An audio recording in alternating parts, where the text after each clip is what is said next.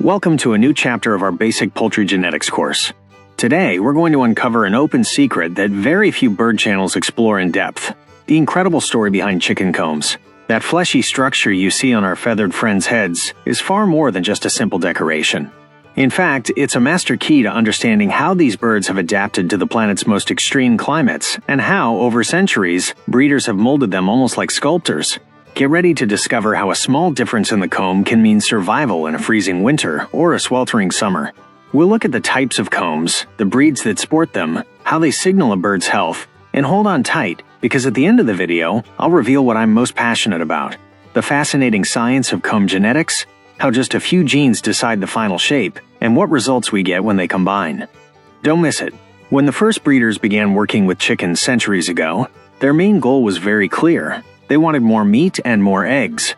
But they weren't just thinking about production. They also had to consider where these birds lived. Adaptation to the local climate was crucial for the wide variety of combs that exist today. Imagine those early poultry farmers observing which chickens best endured harsh winters or scorching summers.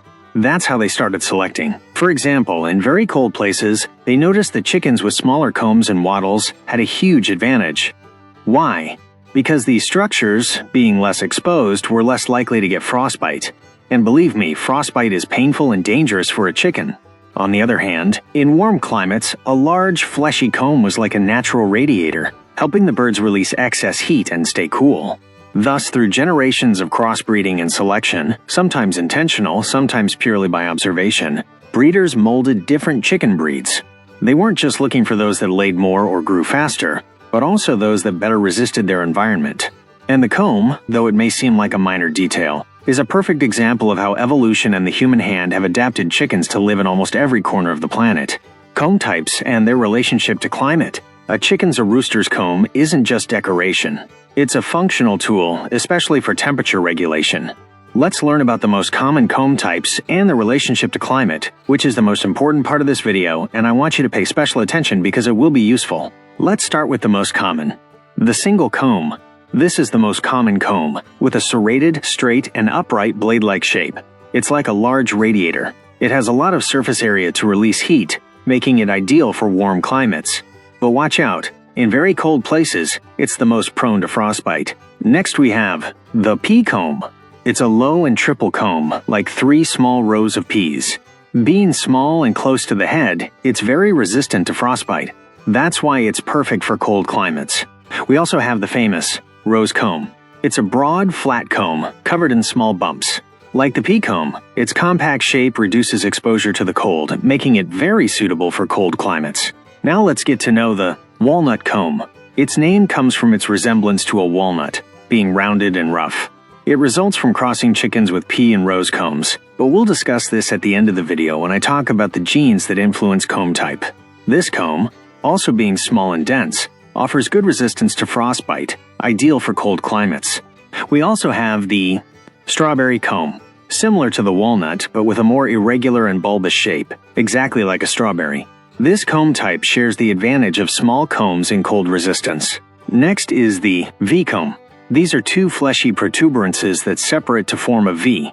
This shape can expose it more to the cold, so it's less ideal for extreme climates.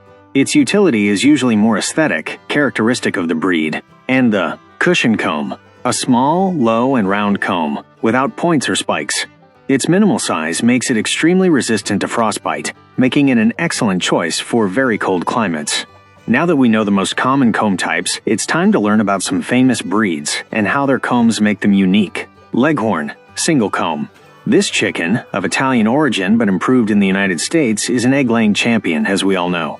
Its large, single comb is perfect for the warm Mediterranean summers, helping to release heat and maintain its high egg production. Wyandotte, rose comb. Originating in the United States, the Wyandotte is a dual-purpose chicken, meat and eggs.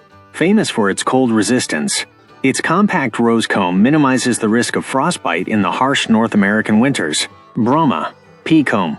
An imposing breed with Asian origins, the Brahma is super cold hardy. Its small, low pea comb is key to protecting it from frostbite, allowing it to live comfortably in very cold climates. Araucana, strawberry, walnut, or absent comb. This is a variety that, due to its mixed heritage, can be found with different comb types. It comes from the beautiful South American country of Chile, and although it's in Latin America, temperatures can be very low in winter months, even below 0 degrees.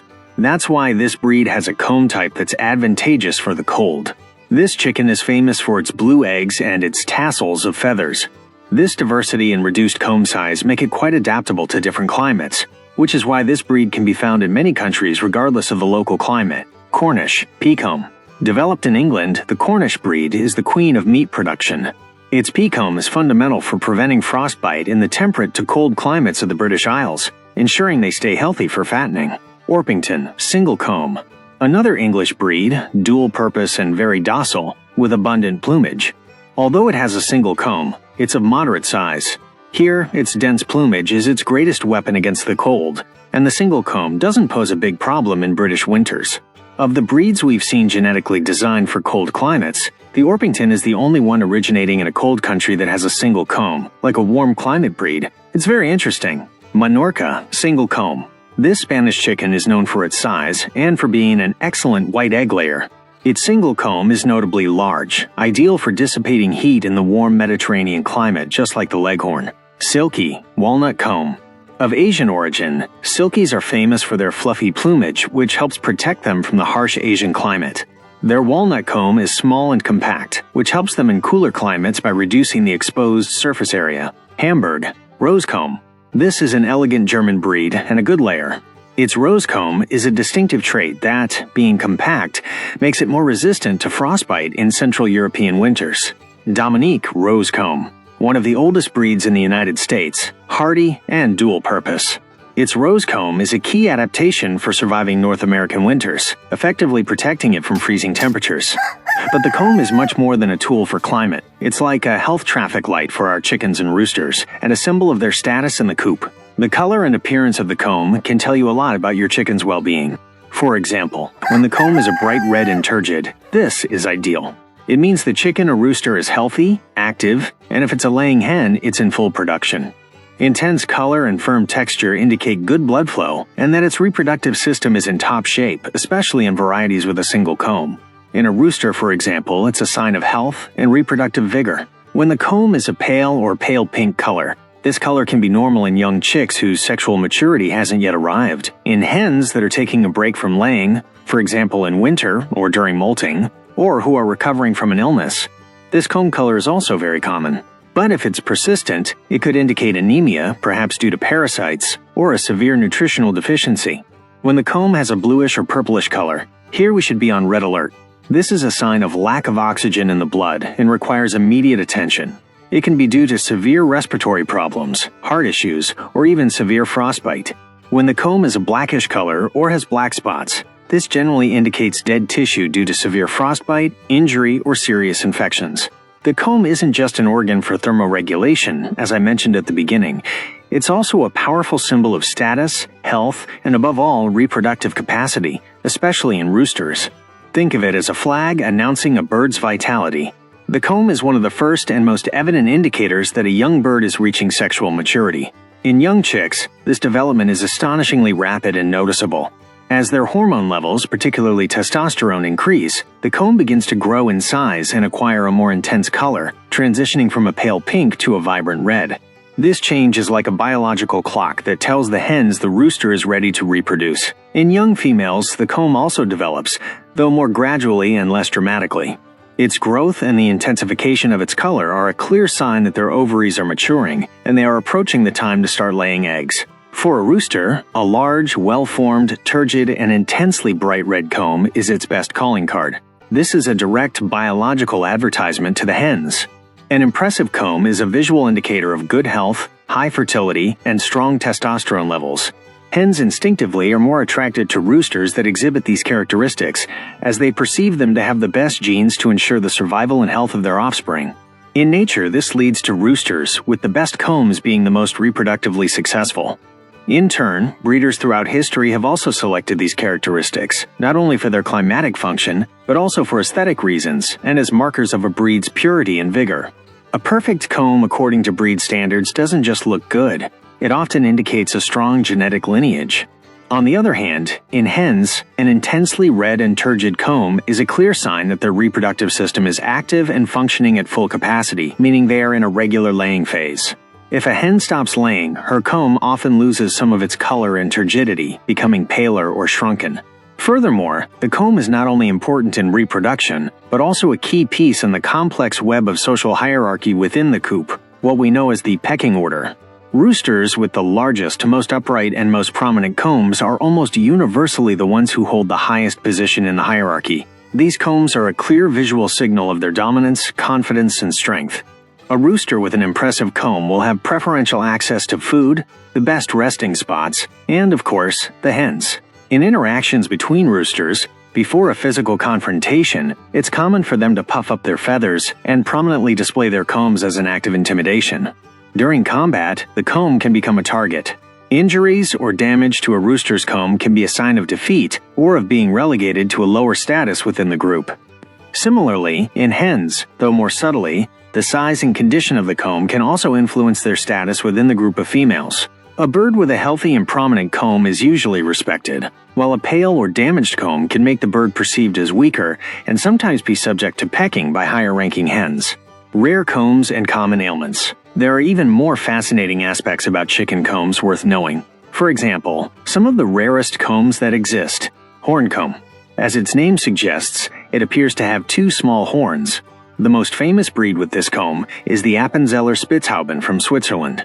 It's primarily an aesthetic trait and a breed identifier. Crown comb. This is round and circular like a crown. It's the hallmark of the Sicilian buttercup. Its unique shape is an identifying trait, not so much a climatic adaptation. Leaf comb. This is extremely rare, broad, and with deep lobes, like a leaf. It's seen in some varieties of the Spanish Penedicenca. Due to its large surface area, it likely helps dissipate a lot of heat. The comb, despite its resilience, is a vulnerable part of our chickens and can suffer from various ailments. Being attentive to these signs is crucial for the health of our birds. Firstly, frostbite of the comb is a real risk, especially in very cold climates. When temperatures drop below freezing and there's humidity or strong wind, the tips of the comb, and also the wattles, that skin hanging below the beak, can become pale or bluish, then turn black and dry. This not only indicates that the tissue is dying, a process called necrosis, but is extremely painful for the bird. It's like when a person suffers from frostbite on their fingers. The tissue is damaged by intense cold. Chickens with large, single combs are the most exposed to this problem. On the other hand, trauma is surprisingly common. Chickens, like any social animal, establish hierarchies, and sometimes this leads to fights, especially among roosters, where combs are an easy target. Excessive pecking by other chickens can also cause damage. This often happens due to boredom, overcrowding, or stress in the coop, or even nutritional deficiencies that lead them to peck at each other. These pecks can cause cuts, tears, bleeding, or bruising. If a wound bleeds, the problem can quickly worsen, as the blood attracts other chickens who will continue to peck. Infections can also attack the comb. One of the best known is fowlpox, caused by a virus. This disease causes the appearance of raised, warty lesions on the comb, wattles, and around the eyes. While usually annoying rather than deadly, they can make it difficult for the bird to eat or drink. Another important bacterial infection is coryza, also known as infectious coryza, which affects the upper respiratory tract, but often manifests with a swollen comb that is painful to the touch and can become pale or even bluish. Both conditions require attention to ensure the bird's recovery and prevent its spread. Recognizing these signs in time allows us to act quickly, whether by protecting the comb in winter, separating an injured bird, or seeking veterinary help to treat an infection. The comb in poultry shows and its synergy with plumage. If you've ever visited a poultry show, you'll have noticed that chickens and roosters aren't just judged by their egg or meat production, but also by their appearance. And here, the comb plays a leading role, almost like an identity card for each breed. You see, in the fascinating world of exhibitions, there are breed standards. Imagine this as a manual of perfection for each type of chicken. These standards, created by poultry associations worldwide, describe with astonishing detail what an ideal chicken should look like. From the color of its plumage to the shape of its legs. And yes, of course, the perfect shape, size, and texture of its comb. The judges at these shows don't just glance at it. They evaluate it with a magnifying glass. They look for the comb to have the correct shape for that particular breed. Is it a single comb with the exact number of points? Is it a rose comb with a well-defined spike? They also look at the size, ensuring it's neither too big nor too small, and its texture, looking for it to be smooth and firm, without deformities or scars. For dedicated breeders, achieving a chicken with a perfect comb according to these standards is an immense source of pride. A rooster or hen with that ideal comb is not only a champion in the ring, but is highly valued for breeding, as it demonstrates the purity of its lineage and the quality of its genetics. The comb is undoubtedly a fundamental part of each breed's visual identity. Think of the elegant comb of a Leghorn, or the peculiar rose comb of a Wyandotte. These are details that, upon seeing them, immediately tell us, "Ah, this is from that breed." It's the combination of function and beauty that breeders have perfected over the years. It's easy to focus only on the comb, but the truth is that a chicken's adaptation to a specific climate is a true team effort. The comb doesn't act alone. Its great ally is its plumage. Think about how nature has designed perfect combinations for these birds to thrive. For example, for extreme cold, the natural coat and small hat. If you've ever seen a chicken of breeds like the Brahma or Cochin, you'll have noticed their majestic and fluffy appearance. It's no coincidence. These birds are designed to withstand the harshest winters, thanks to incredibly dense and thick plumage. Their feathers, especially the downy layer underneath, act like a natural coat, trapping an insulating layer of air that keeps them warm. And that's not all. Many of these breeds, like the Brahmas, even have feathers on their legs and toes, a fantastic adaptation that protects their extremities from frostbite when walking on snow or frozen ground. Well, this complete plumage protection is perfectly complemented by a small comb. Pea, rose, or cushion combs are chosen for these breeds because they offer the least surface area exposed to the cold. It's a very clever evolutionary design strategy. The body takes care of general insulation with its plumage, while the naked and vulnerable parts, like the comb, are minimized to reduce heat loss and the risk of frostbite as much as possible. It's the perfect combination for them to endure sub-zero temperatures without problems. Now let's move to the other extreme: warm climates. Here, the strategy changes completely. Chickens like the Leghorn, for example, don't need a heavy coat. In fact, they need the opposite: lighter, less dense plumage. This type of plumage allows air to circulate better around their bodies, facilitating heat dissipation. And this is where the large, single comb comes into play spectacularly. This structure acts as a primary biological radiator. By having a large, featherless surface and a rich network of blood vessels, the comb can release excess body heat into the environment very efficiently. Thus, the light plumage and large comb work in harmony to keep the chicken cool, even under the most intense sun. It's fascinating how each breed has developed this synergy between its feathers and its comb to adapt to its own natural air conditioning. Now let's talk a bit about what I'm most passionate about: the genetics of the comb. Imagine this as a puzzle, where each piece is a small instruction manual that tells the chicken's body how to build its comb. The shape of each comb is not by chance. It's the result of a secret code passed down from parents to offspring. Understanding this is like having the key to comprehending how breeders, over centuries, have been able to design the chickens we know today. The key to most comb shapes, single, rose, pea, and walnut, lies in just two main genetic switches. Think of them as remote control buttons that decide the comb shape. We call these switches the R switch for rose comb. This switch has a dominant version and a recessive version. If the chicken has at least one strong version of the R switch, meaning it gets it from one or both parents, the rose comb option will turn on. It's as if the gene gives the command, "Make a rose comb." The P switch for pea comb. This works the same way as the R switch. It has a strong version and a recessive version. If the chicken receives at least one strong or dominant version of this P switch, it will activate the pea comb option. What's truly amazing is how these two switches, R and P, work together. It's like a team. The final comb shape depends on which switches are on or off. Let's look at the most common combinations. The single comb, or the original. This is the oldest comb shape, the one wild chickens had in nature. For a chicken to have a single comb, both switches must be in their weak version. That is, neither the strong R nor the strong P is activated. It's the default option when there are no special instructions. The rose comb. To have this comb, the R switch for rose must be in its strong version, but the P switch for P must be in its weak version. This is how the wide, flat comb with points forms. The P comb. Here it's the other way around. The P switch for P must be in its strong version, while the R switch for rose is in its weak version. This results in the low comb with 3 small rows.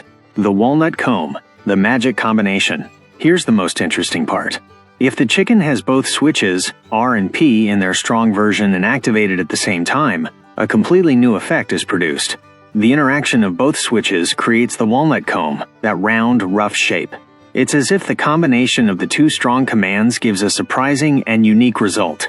Although these two switches, R and P, are the main directors of the comb shape, other genes exist, like small adjusters, that can influence finer details. The exact size, the number of points, or even whether the rose comb has an elongated spike. For breeders, understanding these genetic switches is a super powerful tool. It allows them to know what type of comb the chicks will have when crossing two chickens, and thus, they can plan their crosses to achieve the desired combs. Whether it's to maintain the characteristics of a breed, help their chickens adapt to the climate, or even create new varieties, the genetics of the comb is the basis of all their work. Now let's see if temperature could affect comb growth, which is a question many breeders have asked me. Temperature can definitely affect development. If chicks grow in warm environments, their combs may develop a bit faster and be larger, as the body adapts to dissipate heat. In cold environments, development might be slower, and adult combs may appear paler and less turgid, as the body diverts blood to conserve heat. And so we reach the end of this fascinating journey through the world of chicken combs. Who knew that a simple structure on our birds' heads could reveal so much about their adaptation, health, social behavior, and, of course, the incredible magic of genetics? We've seen how these combs are true survival tools, and how breeders, throughout history, have been true artists, molding our chickens to thrive in every corner of the planet. I hope this chapter, number 5 of our Basic Poultry Genetics course, has opened your eyes to the complexity and beauty behind every chicken. Remember that in the video description, you'll find links to previous chapters so you can continue learning with us. If you enjoyed this video, please subscribe to the channel, activate the notification bell so you don't miss any future chapters, leave a comment with your questions or what surprised you most, and share this valuable information on your social media so more people can discover the fascination of poultry farming. Your support helps us continue creating quality content. For your success, fellow breeder. Until next time.